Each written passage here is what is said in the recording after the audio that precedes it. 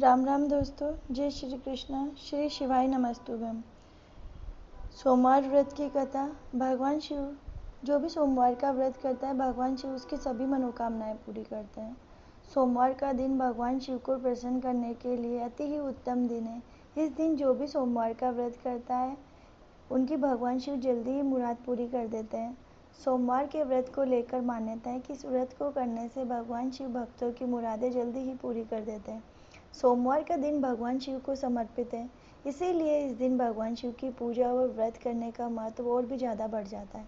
यदि आप सोमवार के व्रत करते हैं तो आपको सोमवार व्रत की कथा पढ़ना बेहद जरूरी है, क्योंकि इसके बिना आपका व्रत अधूरा माना जाता है।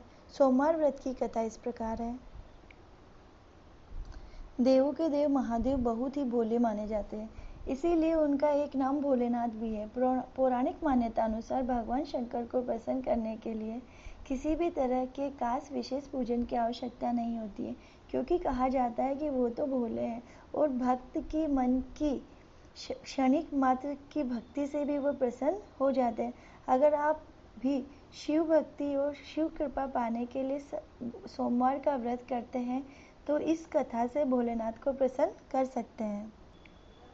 एक बार किसी नगर में एक साहूकार रहता था। उसके घर में धन की कोई कमी नहीं थी, लेकिन कोई संतान न होने के कारण वो बहुत दुखी था। संतान प्राप्ति के लिए वह हर सोमवार को व्रत रखता था। पूरी श्रद्धा के साथ शिव मंदिर जाकर भगवान शिव और माता पार्वती की पूजा करता था।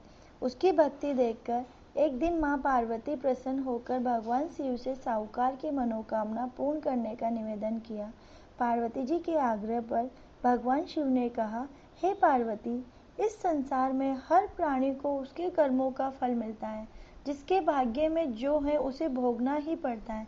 लेकिन पार्वती जी ने साहूकार की भक्ति देखकर उसकी मनोकामना पूर्ण करने की इच्छा व्यक्त की।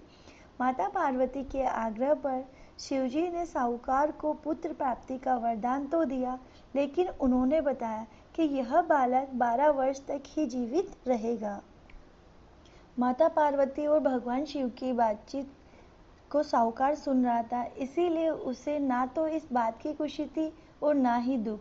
वो पहले ही भांति शिवजी की पूजा करता रहा। कुछ समय के बाद साहूकार की पत्नी ने एक पुत्र को जन्म दिया। जब वह बालक 11 वर्ष का हुआ तो उसे पढ़ने के लिए काशी भेज दिया।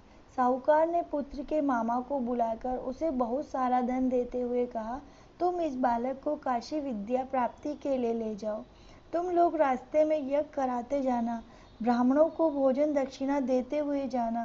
दोनों मामा भांजे इस तरह यज्ञ कराते हुए ब्राह्मणों को दान दक्षिणा देते हुए काशी नगरी निकल पड़े। इस दौरान रात में एक नगर पड़ा, जहाँ नगर में राजा की कन्या का विवाह था। लेकिन जिस राजकुमार से उसका विवाह होने वाला था वो एक आंख से काना था।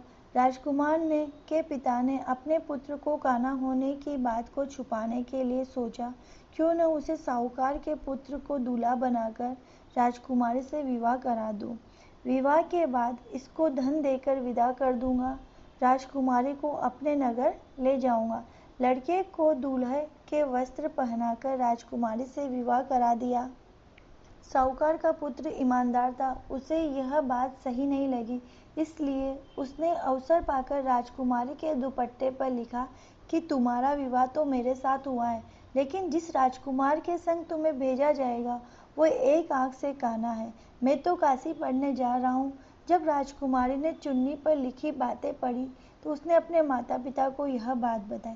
राजा ने अपनी पुत्री को विदा नहीं किया, फिर बारात वापस चली गई। दूसरी ओर साहूकार का लड़का और उसका मामा काशी पहुँचे। वहाँ जाकर उन्होंने यज्ञ किया।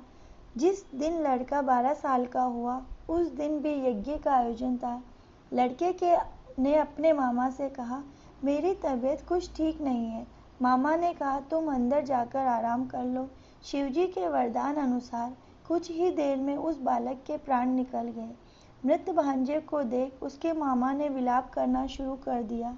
संयोगवश उस समय शिवजी और माता पार्वती जी उधर से जा रहे थे। पार्वती माता ने भोलेनाथ से कहा, स्वामी, मुझे इसके रोने का स्वर सहन नहीं हो रहा। आप इस व्यक्ति के कष्ट को अवश्य दूर करें। जब शिवजी मृत बालक के समीप गए तो वह बोले, यह उसी साहूकार का पुत्र है जिसे मैंने 12 वर्ष की आयु का वरदान दिया था। अब इसकी आयु पूरी हो चुकी है। लेकिन मातृभाव से विभोर माता पार्वती ने कहा कि हे महादेव, आप इस बालक को आयु देने की कृपा करें, अन्यथा इसके वियोग में इसके माता पिता भी तड़प तड़प के मर जाएंगे। माता पार्वती ने पुनः आग्रह पर भगवान शिव ने उस लड़के को जीवित होने का वरदान दिया। शिवजी की कृपा से वह लड़का जीवित हो गया। शिक्षा पूरी करके लड़का मामा के साथ अपने नगर को वापस चल दिया। दोनों चलते हुए उसी नगर में पहुंचे जहां उसका विवाह हुआ था। उस नगर में भी उन्होंने यज्ञ का आयोजन किया। उस लड़के के ससुर ने उसे पहचान लिया, महल में ले जाकर उसकी खातिरदारी की, अपनी पुत्री को विदा किया